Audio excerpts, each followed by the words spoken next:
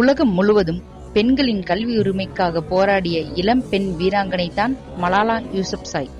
ஒரு குழந்தை, ஒரு ஆசிரியர், ஒரு புத்தகம், ஒரு பேனா, உலகத்தை மாற்ற முடியும் என்ற அவளின் கூற்று உலகம் முழுவதும் ஒலித்தது. மலாலா பாகிஸ்தானின் ஸ்வாத் பள்ளத்தாக்கில் பிறந்தார். அங்கு தாலிபான்கள் பெண்களுக்கு பள்ளிக்கு செல்ல தடை விதித்தது.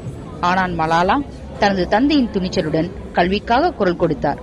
2012ஆம் ஆண்டில் பள்ளிக்கு செல்வதை தடுக்க தாலிபான்கள் மலாலாவை சுட்டது. ஆனால் அந்த தாக்குதல் அவளை மௌனமாக்கவில்லை. மாறாக உலகம் முழுவதும் கல்விக்குரிய உரிமையை சத்தமாக எடுத்துரைக்க வைத்தது.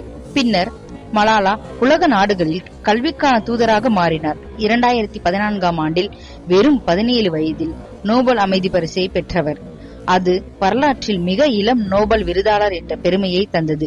மலாலா சொன்னார், நாம் அனைவரும் அமைதியாக வாழ விரும்பினால் நாம் புத்தகங்களை